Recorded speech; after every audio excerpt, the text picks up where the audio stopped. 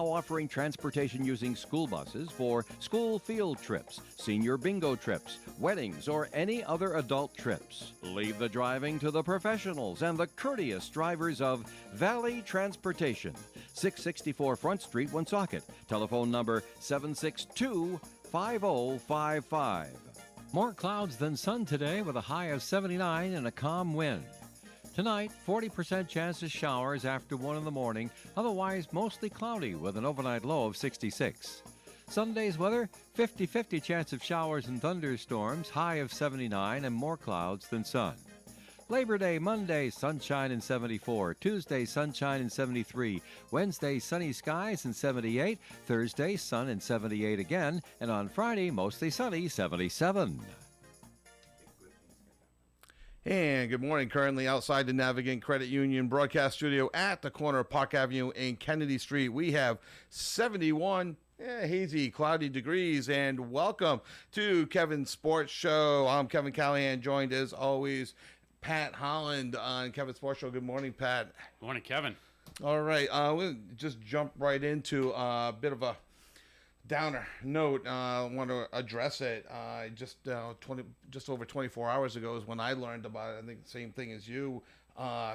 Columbus Blue Jacket hockey player, former Hobey Baker award winner with Boston College, Johnny Gaudreau, and his brother Michael hit by an alleged drunk driver while riding bikes in New Jersey, killed instantly. And usually like celebrity deaths and things like that don't bother me, but Pat, this one hit me. And then you find out it's the day before their sister's wedding, and they're both groomsmen. I have no idea if the wedding went off yesterday afternoon. I can't imagine if it did, but that's it did not. Just again, senseless tragedy, to say the least. Matthew, the brother, and John, both great hockey players, played at Boston College. Interesting tidbit that I was just reading up on was that John actually could have left after his sophomore year, decided to stay at BC because he wanted to play with his brother, who was an incoming freshman. Yeah, which speaks just a ton to his character alone. But and there was something I saw as well, that they didn't have your typical sibling rivalry. Right. They did everything together, up to and including they're out bike riding, doing something that we've all done, and obviously we know a little bit more about Johnny Gaudreau than Michael, with Johnny having an 11-year career. But Pat, you're a parent, I'm a parent, and you just hear about, he's got 2 kids under the age of 2, 1.5, and one was just born in February. Yeah, and both. And the other brother, Matt had a son, and his wife is expecting. So just unbelievable. Yeah, and as a parent, it's the last thing you want to do, right? Right. I mean, it's obviously all the accolades come out, but I mean, to truly, you're a sports fan, I'm a sports fan, obviously, and just to never hear a bad word ever, and from BC, from Calgary, from Columbus, all the accolades. The brother Michael is like high school hockey coach. Right now. So this is just just a tremendous loss. Yeah, and a tremendous outpour of support from the hockey world, from all the the pro players he played with, coaches. Team USA. Yeah, Team USA. I mean, I watched a little of the press conference that BC had, and just some of the stories that were being told. Evidently he didn't even, John didn't even really like hockey as a little kid growing up. So the way his father got him on the ice was to put Skittles on the ice because he loved Skittles. So to get him on the ice to start skating, he would skate Skittle to Skittle to Skittle. Small kid. So a lot of younger players who were small looked up to him. Even as an NHL player, 5'8", 180. Yeah, I think he was. Yeah, he was listed at 5'9" at the draft. I think he's 5'11", and but skates and but so just a senseless tragedy, an alleged drunk driver. taken the lives of two great people. Yeah. And I think I shared a video of a press conference with him at Calgary, and he was like, I hope to be remembered for the things that I did off the ice more than the things I did on the ice. And this is a guy who was almost a point a game player. Right. Yeah, potential Hall of Famer. Yeah, I mean, but great person, great. What they say, father, husband, brother, family man. Again, gonna be groomsman in their sister's wedding, and I just can't imagine. Yeah, tough loss. The rest of the family, what they're going through. Just to convey, Jesus, it's affecting me, and I don't know him, other than just watching him on TV. Yeah, but just all the pro players he played with, whether it be college, in the pros, that have all come out and said some great things. I've actually even seen a post as recently as this morning about his brother Matt, just about the type of guy he was, because he's the lesser known of the two, right? Of a guy who was going to the USHL, basically said that I knew I wasn't going to make the team. I was there for basically a long weekend, and he took me under his wing, made sure I was welcomed. And most of the guys really could have given, no thought to me because they knew I was going to be leaving. And he was like, he spent the whole weekend with me, made sure everyone knew who I was. And he goes, and that's, not a lot of stories coming out about Matt, but that's one that kind of, stood out to me when I was reading it. Like, and that starts at the top. And I tell you this all the time, right? When you see kids doing great things, the apples usually don't fall far from the tree. I say this about your kids thank you. all the time, and that's speaks volumes to his parents. I know his father was played college hockey and in other sports up in Canada, and was a coach as well. So, and both of them playing at BC is such a high level of hockey at Boston College as well. It's Michael didn't get there because of Johnny. You just don't get the Boston College hockey unless you have talent. He might not have been as talented to make the NHL, but you don't just get the Boston College. Yeah. And he had a pretty decent stint in the AHL. He bounced up and down between the AHL and the ECHL, but just a tremendous loss, and one that you see the outpouring support of fans both in Calgary and Columbus. Going down to the stadiums, putting flowers out, and we'll see this. The Sticks Out, which has become a trademark now in these tragic losses. I know, seeing the pictures going around on the social media. I know my nephews put Sticks Out. I first saw that yesterday, and they put, though he did not pass away. It was when the Bishop Feehan player got hurt, AJ Quetta. They put the Sticks Out for support for him. He fortunately did not pass away, but it's tremendous support from the hockey community when something like this happens, and because there's nothing you can do. It's and you just feel that tremendous loss. So to put the Sticks out there and show your support. I saw that from a couple of people in Rhode Island on Facebook that I know. Whose sons play some D3 hockey and Massachusetts as well. You got to pull for the family, send as much support to the family as you can. I mean, to go through this on a weekend that was supposed to be about celebration, with his sister getting married and them being groomsmen in the wedding. So, again, just a senseless tragedy. Another thing that we deal with more often than not, unfortunately. Yeah, no, and it's I don't want to even give the 43-year-old man his dignity of his name, but he did admit to having 5 or 6 beers, had an open container of alcohol in the car, failed his field sobriety. So we say alleged, but seems just a little bit more than alleged. So, I know it's cliche and everything, but the thoughts of prayers to the Goodrow family, but the whole family, I just you just feel so bad for him. But so let's pivot that. We had kind of come up with our notes, as we were talking, throughout the week, like we usually do. It's we can hit locally. And then we'll head into our first break, and then we'll hit some more hard-hitting things. Bryant University opened up their season. Well, they started off okay. They were in the lead. I think it was 3-0, and then they were playing Delaware. And to be fair, Delaware is they're the cream of the crop, and they're actually moving up. was it the FBS? I mean, I wish they'd just call it what it was. I understood it when it was Division One AA Right. and Division Division One. One. Bryant is Division One AA. You get into my FBSs and FCS, and I just can't I'm on commit the same to it. page as you. But Delaware's moving to Conference USA, which is Division One A, right? Correct me if I'm wrong. And Bryant's Division One AA, and they're going to be very good. They're in the CAA conference. They're going to be in which is the Coastal Athletic Association. They're in a conference now with URI and a bunch of other local teams, and they are poised to do some really good things. But they did lose 48-17. Jared Guest was the quarterback. 146 yards and a touchdown. They brought in Brennan Meyer to throw for 106 yards. And Mark Taglieri got the 5-yard touchdown pass. You told me something on the way in, Pat. The game doesn't count.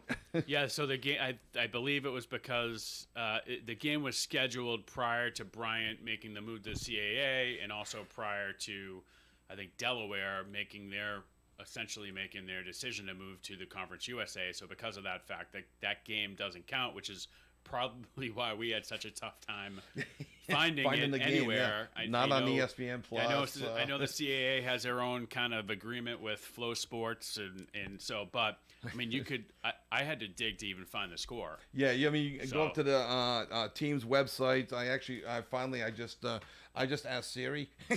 I just said, "What's it?" And I didn't even go with Bryant because I know they're a little bit smaller. I don't trust Siri with the Rhode Island schools, so I went right to Delaware, and I said University of Delaware football score, and at that point I think it was 24-10 in the third quarter because I just couldn't find it anywhere. You can always go up to a team's website, and most teams have the live stats button, assuming there's an intern updating the live stats while it's happening. Nothing there. Nothing was there. Yeah, so I think they play Franklin Pierce, I believe, next week. Yes. So at home, I think they got their home opener. So, yeah, it's right here. Yep. Bulldogs will host Franklin Pierce September 7th for their home opener. So a week from today, they'll have their home opener over at Bryant, a beautiful stadium. Speaking of Bryant, let's quickly catch us up, and then we'll get into Red Sox, Patriots, Bruins after break. But Rhode Island Football Club, they also, I believe, I think you said, have a game tonight as well. Big game tonight against Birmingham Legion FC at 7:30. That's at Barron Stadium at Bryant University. So, currently I think they're tied. I think I have them in 8th as of last night, but I think they updated the website, so they're in 7th. But I pulled up the USL Championship. Yeah. Birmingham's just slightly. I think they might be a point ahead of them. Yeah, but in 5th place is Indy 11 with 35 points, and I jumped that far ahead just for point of reference. Birmingham Legion also has 35 points. Rhode Island FC officially in 7th place for whatever reason with 34 points. Loudon United also has 34 points and in 8th place. Right. So tied for 7th and a tie for 5th. So big game. Huge game. Rhode Island FC pick up 2 points. Everybody else loses. Maybe all of a sudden they jump all the way up to 5th place. It does look like Pittsburgh, North Carolina, Hartford are really struggling to make the playoffs, and a little bit further back. And this Miami FC team. Ooh. Not so good. So good. 2-21. They've managed 2 ties, a goal differential minus 38. Wow. And RIFC closes the season out against them. Couple other local sport games tonight. Rebs are out in Utah at Real Salt Lake. They're unbeaten. They're trying to remain unbeaten in our MLS League play since July 20th, although there was a big break there for the League Cup, which they didn't fare too well in. But they're coming off of a big 5-0 victory over Montreal.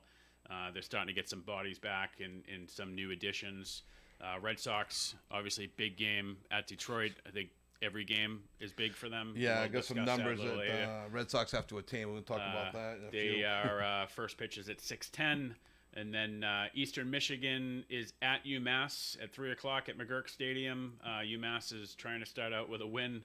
They haven't beat Eastern Michigan in the last 3 tries. And then, again, big game for URI. Holy Cross down at URI this evening, so 7 p.m. Great. Exciting time of year. Thank you for indulging with us. The phone lines are open, 401-766-1240. When we come back, you want to touch on, anything that we've talked about already, Johnny Gaudreau's brother, the local scene, feel free. We're going to, head over towards some Red Sox and some Patriots, and if we have some time, some Jeremy Swayman talk as well. So when we come back, we'll have all that for you on 99.5 FM, 1240 AM. OneSocketRadio.com. We'll be back right after these messages. Stress-free car shopping is what you will encounter at Tasker Buick GMC of Woonsocket. In stock is the latest Buick and GMC models like the Buick Encore GX, Envision, GMC Sierra 1500, Acadia, and Terrain. Tasker Buick GMC of Woonsocket has a wide selection of pre-owned automobiles. These vehicles undergo many point checks before going on sale. Plus, they come with a warranty and an auto check certified history. Check out the entire inventory of new and pre-owned cars online at TaskerBuickGMC.com. Tasker Buick GMC, Fortin Drive, Woonsocket. You will be satisfied. When you have an emergency leak, or maybe even worse, a fire, remember this name, 24 Restore. Say it again, 24 Restore. You may not need them today, or next week, or even a month from now, but at some point when you do, it's got to be 24 Restore. 24 Restore is the leading full-service restoration partner for commercial and residential properties throughout New England. When you need water mitigation, fire restoration, or even mold remediation, 24 Restore is your one-stop shop for all of your restoration needs. They'll handle it all seamlessly with your insurance company, so you don't have to worry. So remember, 24 Restore New England. They're there when you need them, 24/7, 365 days a year, at 1-855-280-3060 or via the web at 24restorene.com. Featuring traditional dishes from Mexico to your table is Bandito's Mexican Restaurant, 2120 Diamond Hill Road in Woonsocket. Bandito's Mexican Restaurant is your go-to place for tacos, burritos, tequila, margaritas, and more. So today, when you're wondering where to get the best Mexican food in Woonsocket, remember Bandito's Mexican Restaurant. Bandito's, with locations on Broad Street in Cumberland, Park Street in Attleboro, and soon in Pawtucket, is open daily at 12 in Woonsocket. Since 1948, their motto has been to give every customer the very best in quality service, as well as attention to detail. And that promise continues today at Michaud's Auto Body, a modern 5-stall facility with the latest in technology. Whenever you have time, please check their website at MichaudAutoBody.com and take a short video tour of their modern facility. It's very interesting. Michaud's Auto Body on Privilege Street, Woonsocket, a second-generation family business, 769-1983. We're local and live at 99.5. And welcome back to Kevin's Sports Show here on 99.5 FM, 1240 AM. And Pat, coming out of the break, I do know we'll have a call. We'll get to that call in 1 second. Have a quick trivia question for you in regards to the Red Sox. What do Theo Epstein, Ben Cherington, Chaim Bloom, and Craig Breslow all have in common? I don't know. Besides the Cliff Clavin answer, they've never been in my kitchen. All right. They all signed Rich Hill to a Boston Red Sox contract. Right, And let's go to the phone lines here on Kevin's Sports Show. And who do we have on the line right now? Good morning, Kevin. Good morning, Pat. Moose, how Good are morning, ya? Moose. How are you? Good morning. I had another answer to that question. Yeah. You don't want to hear it. I was amazed when I saw that all four of them signed Rich Hill. As soon as you went in, I said, I know what they are. I know they have this in common, but just read between the lines, so to speak. Yeah. But I brought this up. I've been having this feud and this misunderstanding for years, and it's really come to the shelf in the last 2 or 3 weeks. I constantly have conversation with your brother, emails about baseball and everything, all the time. We're baseball nuts. And the subject is pitch count. Pitch count. Pitch count. This drives me crazy. And he says every team enforces it or uses it. It's a theory that every team uses. Mm-hmm. And so my question is, so how is it enforced? When? How? Why? Why do you label such a pitcher, number of pitches, that he's thrown is at its limit. Yeah, I mean, These are things no one knows. So this theory is full of holes, and I can't and won't believe it until it's proven to me. I mean, how does it work? Because it defies logic in a lot of instances. And here's an example of a starting pitcher who's, you want to throw even last night's performance, you can't, even though Hulk threw a hell of a lot of pitches. right. But other pitches, and here's what to you, in my opinion, it defies logic. You got a pitcher that's pitched 5 1/3, 6 innings, allowed 3 hits, no runs, scoreless innings, 2 walks. That's it. He's been lights out. Out he comes. Pitch count. Go to the bullpen. Why? Yeah, Why? I think Why would you want to go to the bullpen for? Why? How do you know that this pitcher is effective that you got on the mound now? So that's it for you, buddy. 83 pitches. We don't care if you pitch a no-hitter. Yeah, I think it's subjective, Moose. I think sometimes it comes down to they don't want the you to go through the lineup for the third time. Right. They're Right, very so nervous of the third time That through third the time lineup. through the lineup seems to be that imaginary line of You're right. You just said the word right there. Imaginary. right. And it's a game driven by analytics now, right? I'm sure they have some stat and some crazy, The first time I really saw it, Moose, was Schilling was pitching for the Red Sox. I can't remember if it was a regular season game or a playoff game. And they showed some stat of like what Schilling's numbers were after he threw 100 pitches in a game versus his stats leading up to 100 pitches. And I remember saying, so I think we've now seen the last of the pitcher throwing more than 100 pitches in a game, even in a no-hitter. And they still take pitchers out in no-hitters. Like, it's these combined no-hitters, like, bother the heck out of me. Adam, you can give several reasons, but all of these reasons do not have a solid background to it for an explanation, because there is none. There is none. You can't defy logic. You can't take a picture out who is lights out and bring in a bullpen guy who knows what he's going to do. He could be extremely ineffective. And just because of a pitch count or you haven't seen the bat is the third time around. So what? You haven't seen the bat is the third time around. I've that stood with Koufax and Drysdale and all the greats back then? Negative. I've argued with my kids, Moose. I said, and they're like, oh, the batter's making an adjustment the third time around. I said, why can't the pitcher make an adjustment to the batter? He knows There it what's is. working and pitch him differently. There's And a contradictory question right there, and that is exactly to the point. And what did you get for an answer? I don't know. no, then they just said, well, the analytics and the numbers and all that. So, they threw their 20-year-old stuff at me. That No.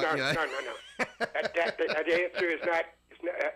That statement's not answered. Hey, I was properly. just like that I could talk baseball intelligently with 20-something-year-olds because I'm afraid the game is just dying on that age group. So that's I was happy about that. It just really irks me because I see it all the time, Well, and especially with our buddy Alex. You know who I mean? He just really he does it quite often. It's why is he taking this guy out? Pitch count. What? Yeah, no, it's I used to get mad when pitchers got yanked after an error was made behind them. Ground ball to Well, that second base, happened this boots, and year. they take the pitcher out. I'm like, hey, that wasn't the pitcher's fault. that happened a couple of weeks ago. We touched upon that with Cutter Crawford. Yes. They said he became unraveled. Remember when somebody he walks somebody, he hit a batter, Right. and then there was a ground ball and there was a throwing error, in which a run resulted in. So And they took him out. The next batter, they took him out right there because of an error. What's that? So where I am in favor of pitch count with flexibilities in the April, May, June, because I want them all built up with the right arm strength, for the playoff push. I don't, I get nervous when I hear all these pitchers are at their maximum innings on the year, and I still want the Sox in the playoffs. I still want good pitching in the playoffs. When you get to the playoffs, that's where I'm against pitch count. I think you got to go back to your eyeballs and see how are they throwing, and then of course warm guys up. And have your bullpen ready. But Moose, I'm sure you remember this. Pat, you might actually be too young for this. I remember the 4-man rotation with only 5 guys in the bullpen. You only had 9 pitchers. That's right.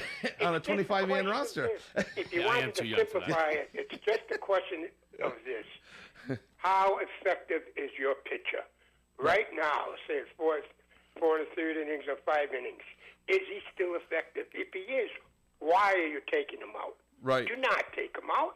And Now, If he's not, then yes.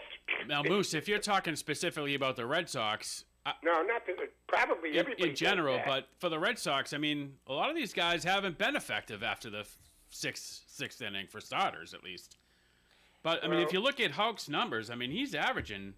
I mean, the last 1, 2, 3, 4, 5, 6, 7 starts, he's averaging mid 90 pitches in almost 6 innings. 95 last night, Pat. Yeah. 95.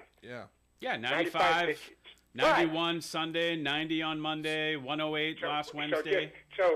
But nonetheless, he had only given up 3 hits, no runs, and 2 walks.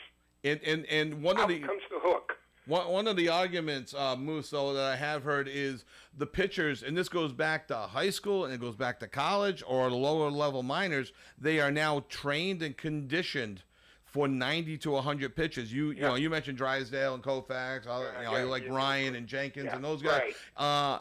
They were conditioned just to throw the ball with what conditioning they had. Now, Pat mentioned the analytics, but just the way, you got all the trainers and the conditioners, and they want to save these guys' arm. So I think you see a drop off because they are conditioned. Their arm is just, muscle memory. Okay, I'm going to go throw, 97 pitches. Get a little adrenaline going and bump it up a bit, but I just think they're not conditioned for it, and I think that's why you might see a drop off now. See, but you know what? It happened. What happened last night when they took Houck out? It fell apart. Boom, bam, beam. Bernardino comes in. The Tigers are back in the game. Right. And there it is. You took Houck out because maybe of his pitch count. Even though he was effective, forget it. Right. Time for you to come out. Well, Because, and the other side of the pitch count thing is because of all the pitchers being used in the game. How many times now do you see the bullpen game or a starter? They actually leave in too long because they don't have a bullpen because of how much they've used them the last couple of games. So you got a guy going 3 innings, giving up 11 runs. Right. Now, that's another subject entirely. Yep. That's the difference. It's just that yanking pitches too early. Right. And I'd still like to have some kind of proof on a pitch count. I don't think there is one, gentlemen. We'll look for it. I'll put Pat on it this week. Pat, I'll give your assignments this I'll week. do a I deep know your dive. brother's listening, Yeah. Kevin. So take that, so. Joe.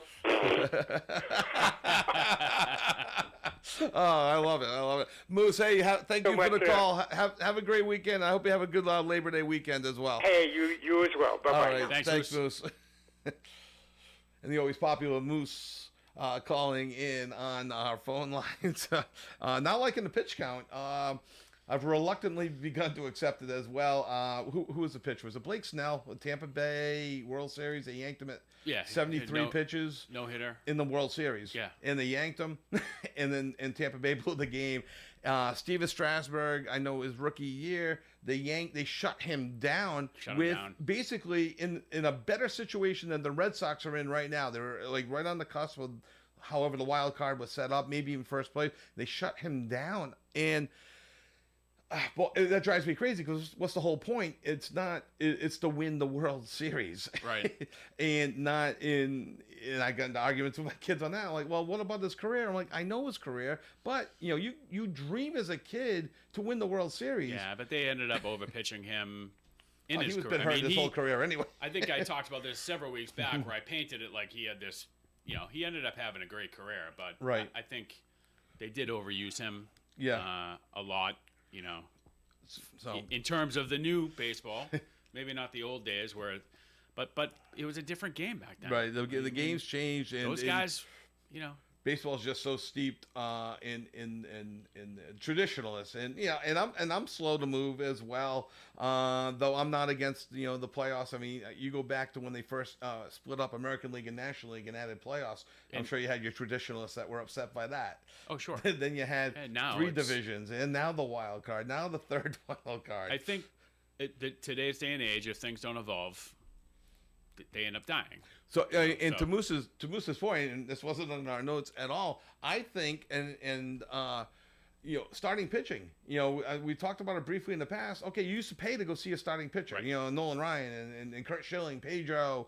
You heard who Moose mentioned. We Wells. mentioned Skeens, who's 21 years old in Pittsburgh. Giving you 6 innings. But who are the pitchers? I mean, Corbin Burns is one of the best pitchers in the American League.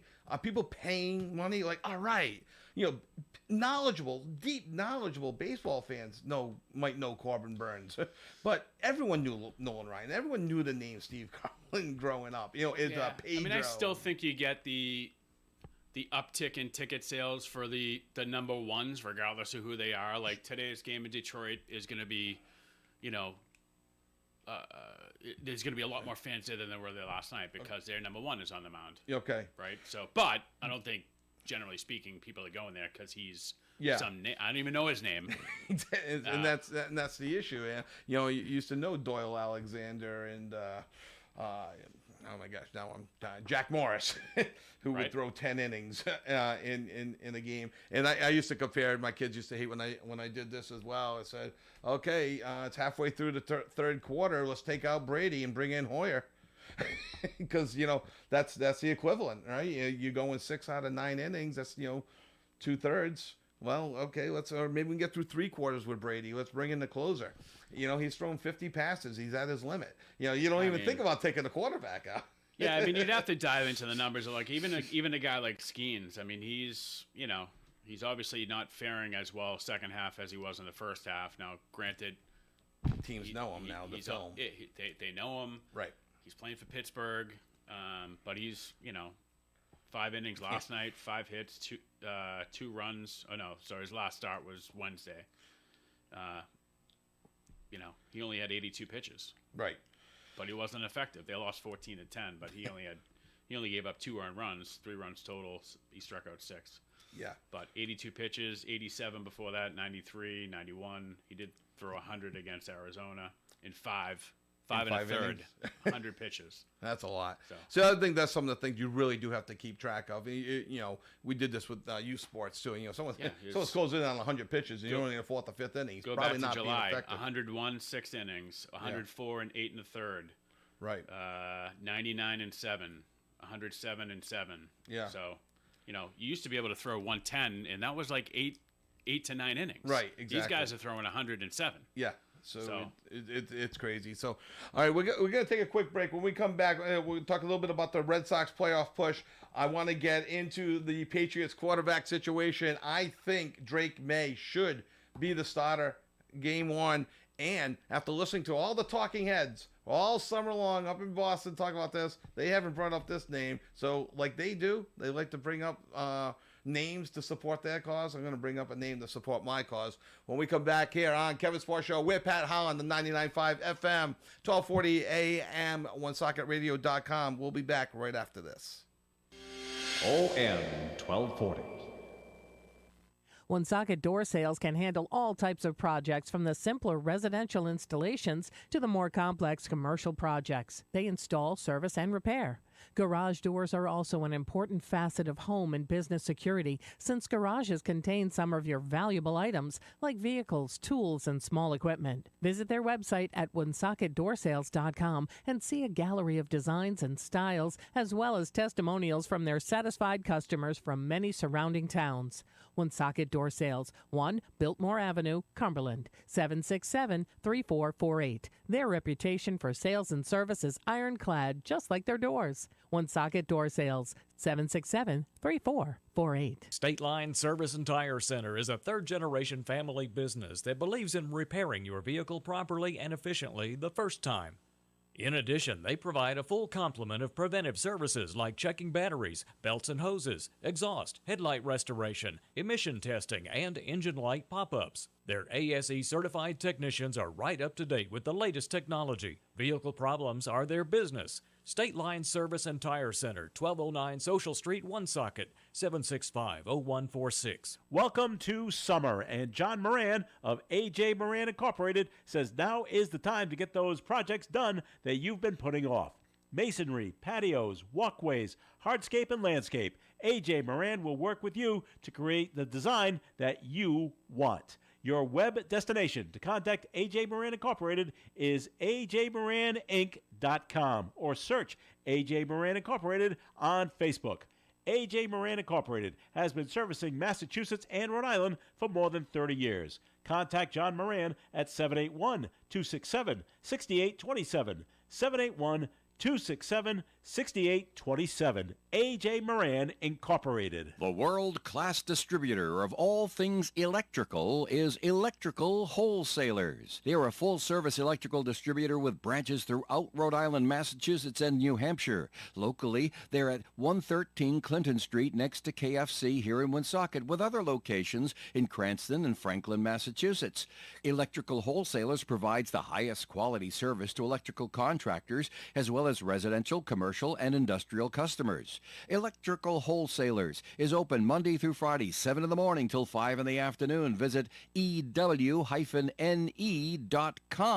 Electrical Wholesalers.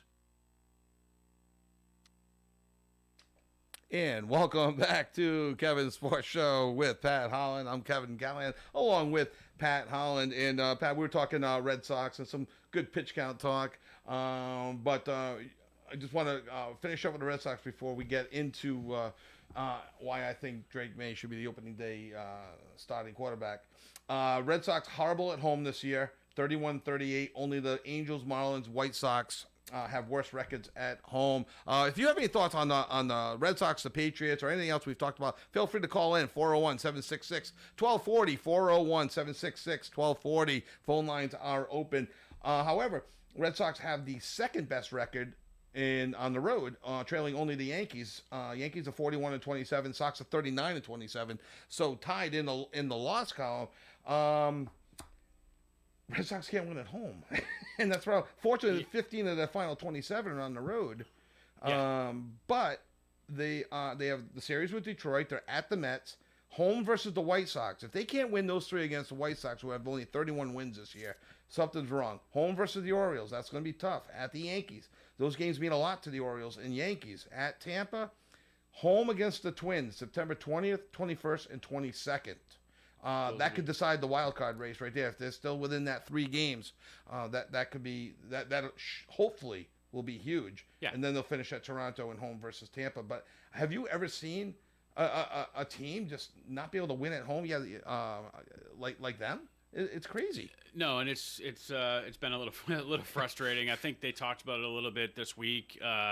Cora's been trying to switch some things up, and hey, don't come to the park at 1, come at 4 for a 7 o'clock game. Trying to switch it around. I guess he compared it to the COVID season when they came out. Really? That they had changed things up like that, and so whatever they can do. Obviously, they do have a good road record, and they got to start stringing wins together. And I think you did the math here, right? Yeah, I did the math. If the Royals and Twins go 500 the rest of the season, the Red Sox have to go 18-9, and that will put them tied with the Royals, 1 game ahead of the Twins, and I believe they own the tiebreaker on both the Royals and the Twins. So 18-9 over the final 27. Quick math tells me that's 667 ball. If the Royals and Twins both play 500 ball, and they're both teams are about 8 games over 500 right now. Yeah. Sox are 5 over. Kansas right now. City's 22-16 since the break, and then Minnesota's under 500.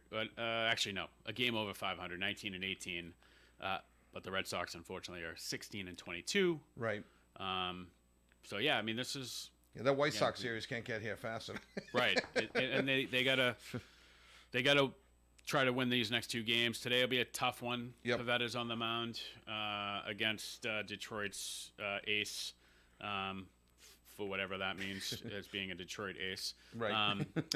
And then, it would be nice to see them take 2 out of 3 and then try to, I know there's a 4-game series in there. I think it's the Yankees. I'm not 100% sure, but it's almost to the point now. 2 out of 3, 2 out of 3. You got to go 3 out of 4. You can't split the 4-game series. A sweep when it presents itself, i.e., the White Sox. And then if they put themselves in a situation after the Twin Series, Toronto and Tampa might be ripe for the pickings, depending on call-ups and things like that. Yeah. And Cleveland could come into this picture too, but I mean, Kansas City and Cleveland are they're still battling. They're battling it out. Right. I think the other night Kansas City passed them, and then they lost 2. So it's a team to keep an eye on as well. Cleveland's under 500, and much like the Yankees and Orioles, we never mentioned one of those teams will get the East. The other one's going to be the top wild card team. I think New York is probably going to end up keeping that. Right. But you never know. You look at these. I look at these records since the All-Star break, and you see basically the top 4 teams are all National League teams. So I go, is that the National League? Right. Being the National League, in well over 5. I mean, Arizona 27-10 since the All-Star break. San Diego 26-11. Dodgers 25-12. So anyway, so you got your thoughts on the Red Sox, how they're going to finish out the season, how many pitchers they need on their staff, going to the days of 10 pitchers. Now they're up to, 13 or 14 pitchers on the staff. But you had brought up Liam Hendricks. Yeah, off air. He's doing well. And Worcester, three appearances, 3 innings, one walk, 1 hit. Yeah. And 2 strikeouts. And he pitched a good inning in Portland as well, with Garcia and Sims and Paxton, all the trade acquisitions down. Liam Hendricks might be a good pickup to bolster that bullpen, because no matter how you and I or Moose wants to do the Red Sox bullpen, the Red Sox need him, and Liam Hendricks could be that guy to help them out. So your thoughts on the Red Sox, 766-1240. So I've been teasing Pat for a couple of days of why I think Drake May should be the starting quarterback. And, you've heard it all. Oh, don't want to put him out there. Oh, he's got a bad offensive line. He'll get hurt. It's okay to hurt Jacoby Brissett. It's okay to hit Joe Milton, but it's not okay to hurt May. Well, there's a quarterback I'm thinking of, a Hall of Fame quarterback. In his first year, the team went 1-15. He personally went 0-11 as a starter. He got hurt a finger, came back and finished the year. The backup got the win against the Redskins. He threw. I have the stats. I'll have to look it up. Let's see if I can find it really quick. In his first year, good. He was 155 for 293, 1,700 yards, 9 touchdowns, 18 picks, a passing rating of 55.7. He ran for 302 yards, fumbled 6 times to go along with his 18 interceptions. And he was a first-year quarterback playing for a first-year NFL coach, and I think it was 3 years later won the Super Bowl and is in the Hall of Fame. Any guesses? Troy Aikman. Troy Aikman, 0-11. What was Troy Aikman making? What was his contract? I don't know. It was 1989, so probably about $10. I think that's the difference. These guys are being paid so much money that they don't want to risk them getting hurt. Okay. Now that doesn't mean that I don't disagree. I think I could go back and forth on it. I think should he start? I say why not? Well, the difference, and we touched upon this yesterday, is some of these other guys that got drafted high. Williams certainly. Chicago has been in the cellar for years. They've established some offensive players to build around him, and certainly an offensive line. Yep. Now some great wide receiver weapons.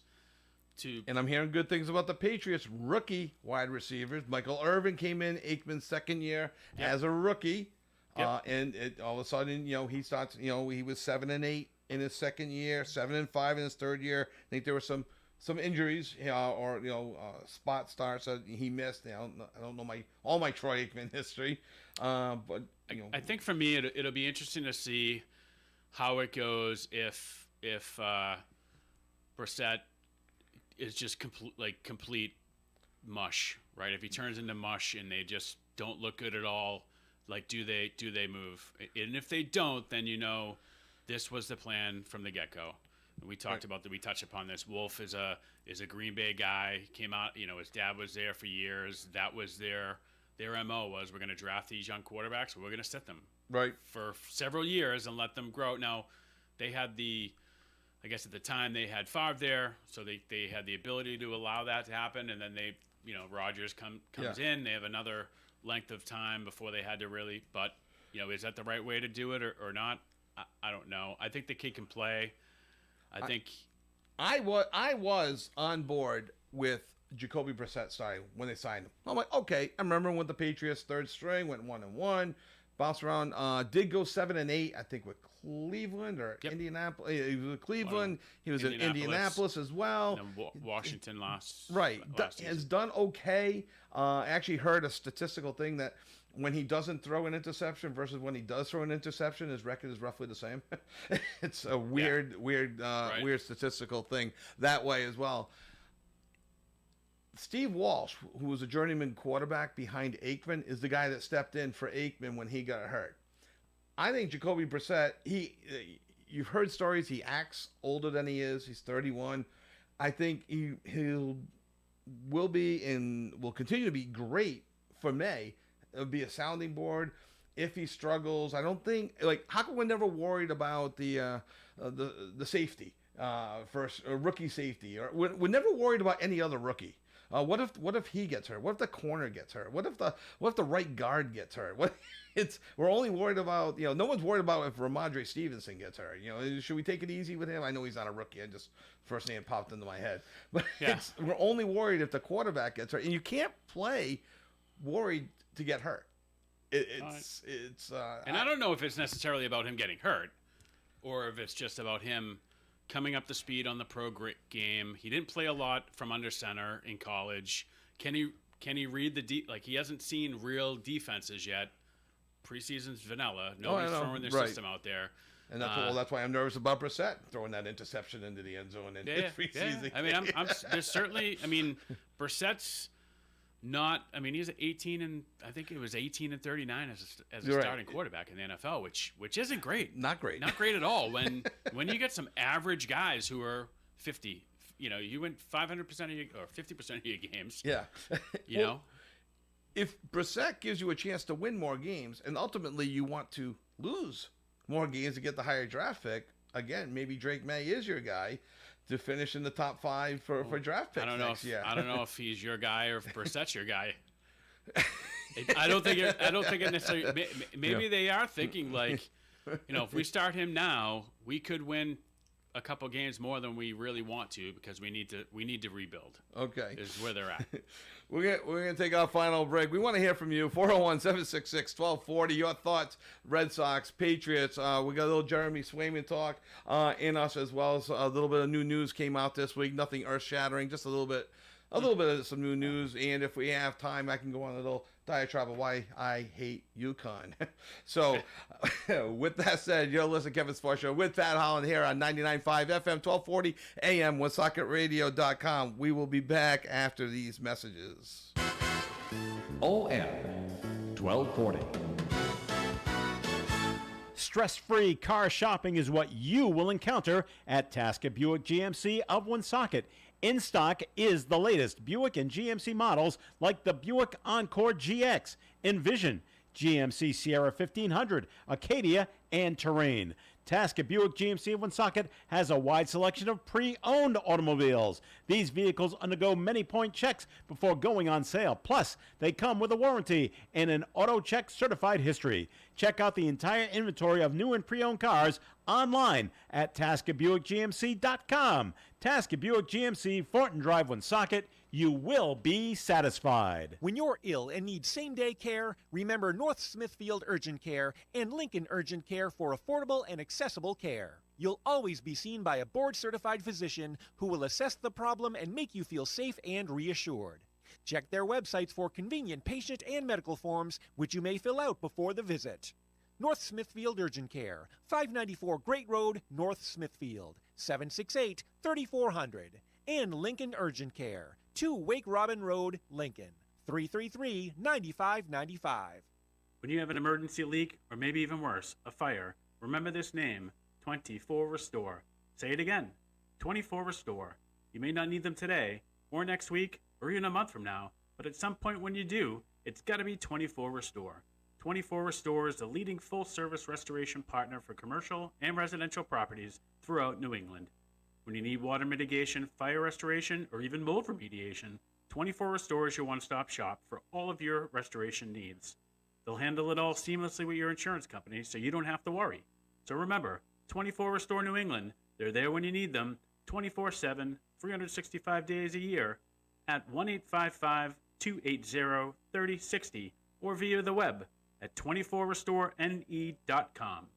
If you're celebrating a major event, regardless of the reason, Michael's Meats of Cumberland can elevate your next meal from ordinary to extraordinary with meats so good your guests will ask you where you got them. Tell them, Michael's Meats. Michael's Meats is in the Walgreens parking lot on Mendon Road in Cumberland, just north of the Ciabro Plaza. They're open Monday through Saturday at 9 a.m., making your next meal truly special. Here's this week's specials at Michael's Meats. And Michael's Meats has chicken cutlets for $3.98 a pound this week at Michael's Meats. Open Labor Day from 9 to 2. So if you forget something, head over to Michael's Meats on Labor Day for your cookout. Welcome back to Kevin's Sports Show. I'm Kevin along with Pat Holland. Pat, okay, I think we've touched on the Red Sox. We've touched on the Patriots. Yeah, it's going to be Brissett. We know it. They're going to go into Cincinnati. We're on to Cincinnati, as Belichick famously said. I don't think they'll have the same results as they did when they were on to Cincinnati originally. Joe Burrow, healthy, Cincinnati, home game. It's going to be tough. Yeah, this season's going to be interesting. Yes. I think, we'll see. I think defensively they look decent. Decent. Pretty good. So, yeah, the offense is going to be a work in progress. Judging by my fantasy draft, though, Pat, I don't think the Patriots are regarded as a top 10 defense. There's 10 teams in the fantasy league, and the Patriots team did not get drafted. So You didn't pick them up on the waiver wire? I did not. Well, I'm not even sure what defense I got. I think I got San Francisco. I forget who I got. I got the Ravens. Ravens defense. So when the Ravens are on a bye week, I'll see how the Pats are doing and go after them and spend $1 there. So all right, let's in the time we have left, about 5 minutes. So Jeremy Swayman. Interestingly, we talked about Neely last week saying a deal will get done. Now he comes out with 10 years. Oh no, 8 years, $10 million a year. Suppose that's what we're hearing Right. out there is 8, and 10. He did a podcast this week with a guy out of Boston, Shut Up Mark podcast, which I've been paying a little bit of attention to because he had Judon on there during his whole contract dispute. But he came off as basically wanted to be paid and understanding the market now and not wanting to take a deal where he's going to hurt other goaltenders coming up in the next few years, right? Knowing that the salary cap's going up.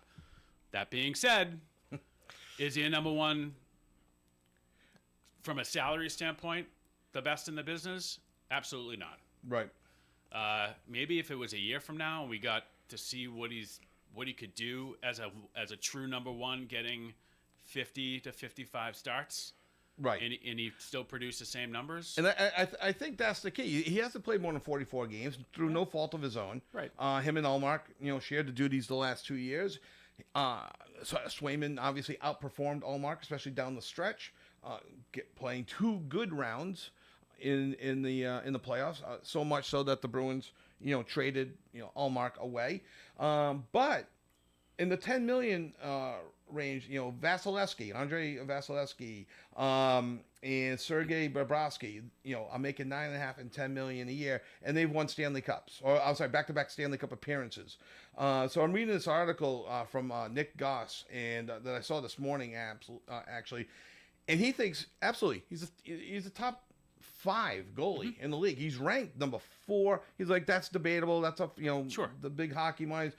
He likes to see him at 6.75 to 8.5 would be a good deal for both sides, but that is so far off $10 million a year. Which is probably what he would have been at if they had both agreed to go to arbitration. Right, but he went to arbitration last year, and he was squawking. hurt by it. His feelings are hurt. Right. Because for those that don't know how arbitration works, Swayman and his agent went to battle with the Bruins brass, and they said how great he is and should get, and I'm making up numbers right now, $6 million, and the Bruins came back with whatever they said that was negative of, oh, you're young, you haven't won anything yet, can we really believe in you? And remember that party you went to? I made that up. I'm making this up.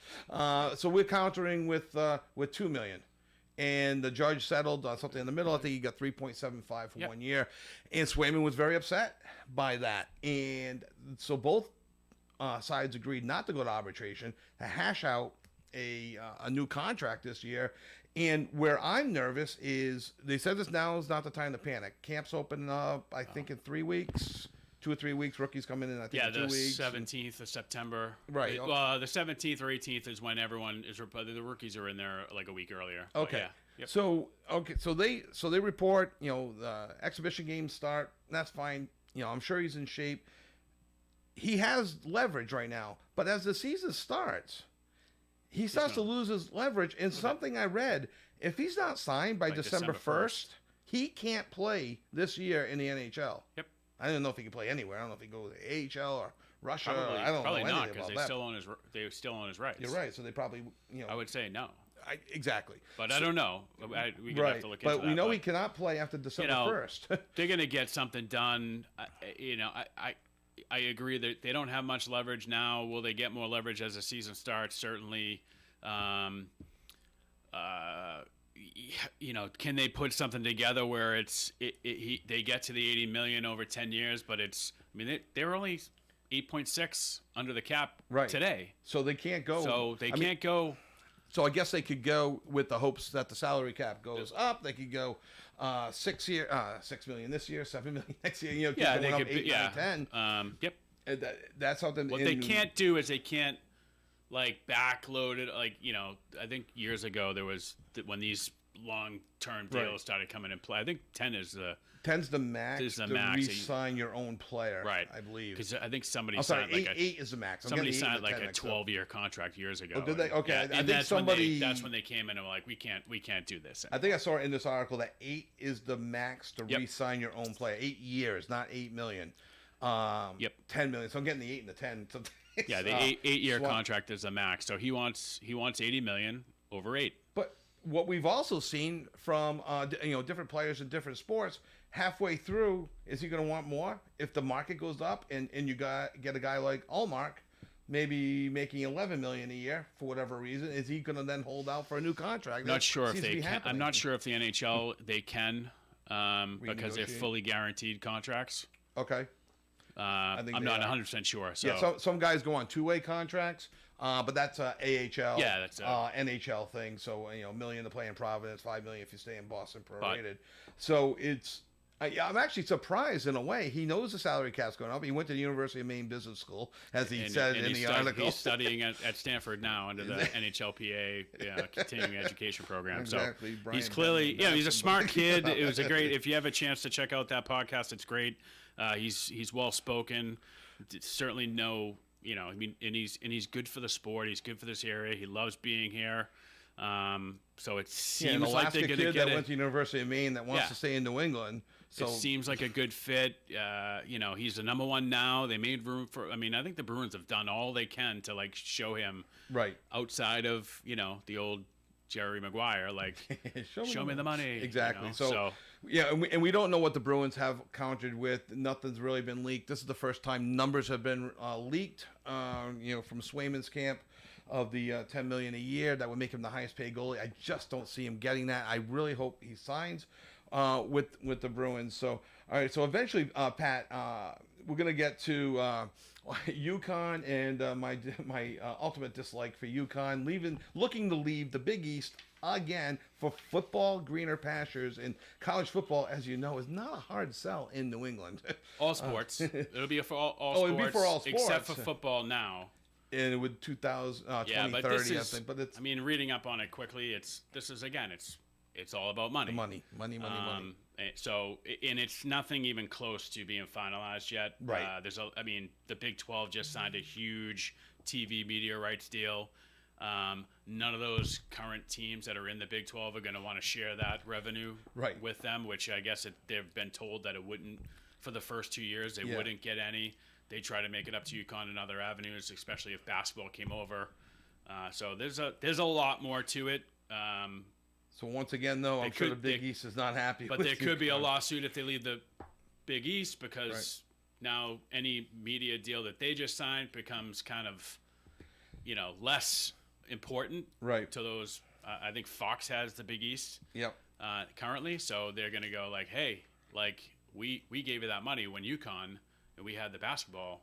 Yes. They were in here. Now they're gone, so the deal's not worth the same amount. Anyway, so something to keep an eye on for sure. Next week we're gonna have an interesting show. We have so far committed 4 of the 5 high school coaches that we cover. We've got we hope to have the coaches from Burrville, North Smithfield, Cumberland, Lincoln, and Woonsocket calling in just to do a quick preview. WOON's high school football schedule kicks off the weekend of Friday night, September 13th, assuming everything's all set with Lincoln. And they had a little press box issue when a big storm came through last year, knocking down. But high school football season's upon us. College football season is upon us. NFL starting Thursday night. It's a fun time of year. Kids aren't happy about being back in school, but a little shout out. And I'd like to just wish my daughter Jenna luck today in Shot for Life softball version up in Northborough. Her and a whole bunch of other people raised over $1,000 for brain cancer research. Very proud of her as well. Yeah, and a shout out. I was actually last night I was able to go to a high school soccer game.